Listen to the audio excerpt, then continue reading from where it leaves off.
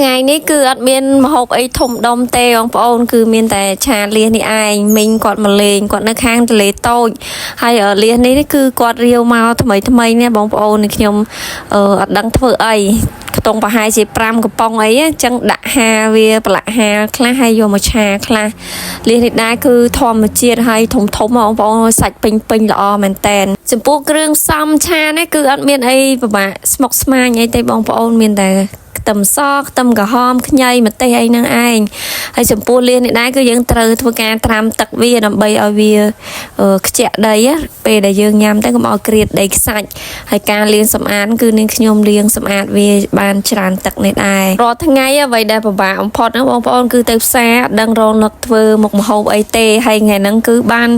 មីងគាត់យកលៀសមកផ្ញើអញ្ចឹងគឺហេងហ្មងបានឆាលៀសអញ្ចឹងទៅញ៉ាំប្លែកមាត់ម្ដងព្រោះអីខានឆាលៀសញ៉ាំយូររបៀបនៃការឆាគឺអត់មានអីពិបាកទេបងប្អូនដូចតែយើងឆាទូទៅធម្មតាដែរពេលដែល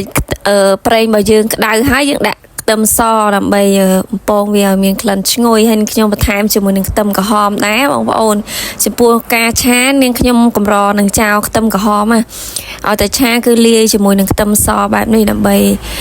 ឲ្យម្ហូបរបស់យើងកាន់តែមានរសជាតិឈ្ងុយឆ្ងាញ់នៅពេលដែលខ្ទឹមរបស់យើងមានក្លិនឈ្ងុយហើយគឺនាងខ្ញុំបន្ថែមជាមួយនឹងស្ករត្នោតចំនួនកន្លះព្រាបបាយដែរបងប្អូន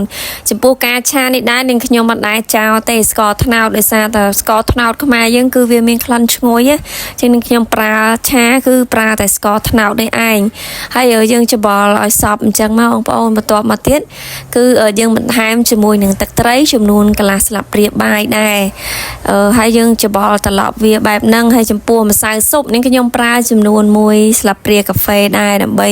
បង្កើនរសជាតិឆាយើងឲ្យកាន់តែមានរសជាតិឆ្ងាញ់ហើយយើងធ្វើការច្បល់គ្រឿងទេសទាំងអស់ហ្នឹងឲ្យវាបានសព្វល្អចូលគ្នាបន្តិចទៅ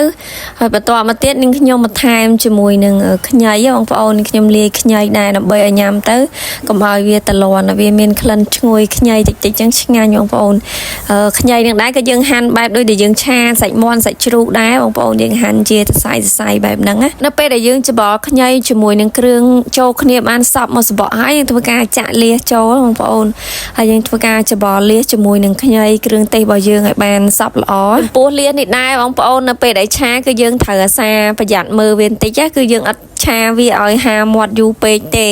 មើលតែវាហាមាត់គឺយើងដាក់វាចុះហើយអញ្ចឹងការឆាគឺគ្រឿងទេសអីបងប្អូនដាក់វាឲ្យរួចរាល់ហើយចាក់លៀសចូលបងប្អូនអាចធ្វើការភ្លក់មើលណាបើសិនជាស្ទើរអីខ្វះអីតាមការចូលចិត្តរបស់បងប្អូនយើងអាចបន្ថែមគ្រឿងទេសបន្ថែមមកសម្រាប់នាងខ្ញុំប៉ុន្តែគឺល្មមហើយអញ្ចឹងនាងខ្ញុំបន្ថែមជាមួយនឹង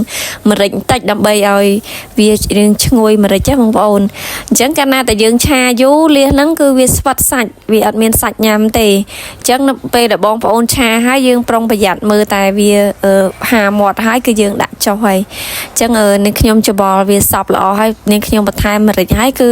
នាងខ្ញុំបិទភ្លើងហើយបន្ថែមជាមួយនឹងម្ទេសហើយនឹងស្លឹកខ្ទឹមដើម្បីឲ្យវាកាន់តែមានរសជាតិឈ្ងុយឆ្ងាញ់បន្ថែមទៀតហើយម្ទេសនេះដែរបងប្អូនចង់ដាក់វាដំណាក់កាលដែលបងប្អូនបំពងខ្ទឹមក៏បានដែរគ្រាន់តែថាបើសិនជាយើងដាក់មុនបំពងជាមួយខ្ទឹមហ្នឹងម្ទេសហ្នឹងគឺវារៀងហឹរខ្លាំងណាហើយអ្នកផ្ទះនាងខ្ញុំគាត់អត់សូវចេះហឹរខ្លាំងហ្មងទេអញ្ចឹងនាងខ្ញុំដាក់តាមក្រោយជាមួយនឹងស្លឹកខ្ទឹមអញ្ចឹងទៅវាអត់សូវហឹរខ្លាំងវាហឹរតិចល្មមសម្រាប់ញ៉ាំយើងធ្វើការច្បល់ស្លឹកខ្ទឹមជាមួយនឹងលៀសឲ្យវារៀងសពបតិចទៅគឺរួចរាល់ជាការស្រេចចាហើយឥឡូវឆាលៀសរបស់យើងគឺឆ្អិនរួចរាល់ហើយបងប្អូនឃើញថាក្លិនរបស់វាគឺឈ្ងុយខ្លាំងមែនតែនឈ្ងុយខ្ញីឈ្ងុយស្លឹកខ្ទឹមហើយចំពោះលៀសនេះដែរគឺយើងអត់ប្រោះយូរថ្ងៃទេបានមកគឺយើងត្រាំទឹកឲ្យតែវាខ្ជាក់ដីហើយយើងយកមកឆាអញ្ចឹងសាច់វាគឺដឹកបេះហ្មងបងប្អូនសាច់ពេញល្អសាច់ឡើងណែនហើយផ្អែមឆ្ងាញ់មែនតែនលៀសធម្មជាតិក្នុងទន្លេរបស់យើងណាបងប្អូនញ៉ាំមួយម៉ាត់ទៅគឺថាពេញមាត់បងប្អូនសាច់លៀសហ្នឹងគឺថាពេញឆ្ងាញ់ហើយយើងញ៉ាំប៉ះខ្ញីយើងលាយខ្ញីតិចទៀតបងប្អូនគឺថាឆ្ងាញ់ខ្លាំងមែនតែនអញ្ចឹងបងប្អូនអាចសាកល្បងធ្វើបានបើសិនជាបងប្អូនអត់ដឹងថារកមុខម្ហូបអីធ្វើអញ្ចឹងណាអញ្ចឹងបងប្អូនអាចសាកល្បងនៅមុខម្ហូបមួយមុខនេះបានមិនមែនថាអត់ដែរញ៉ាំទេបើសិនជាយើងខានញ៉ាំអញ្ចឹងវាប្លែកម្យ៉ាងដែរហើយវីដេអូរបស់នាងខ្ញុំគឺមានតែប៉ុណ្ណេះទេអរគុណបងប្អូនសម្រាប់ការតាមដានទស្សនានៅវីដេអូមួយនេះកុំភ្លេចជួយ Subscribe Channel និង Follow Page នាងខ្ញុំដើម្បីទទួលបាននូវវីដេអូថ្មីៗបន្ថែមហើយបើសិនជាបងប្អូនមានមតិយោបល់អីអាច comment នៅខាងក្រោមវីដេអូនេះបានណាអរគុណ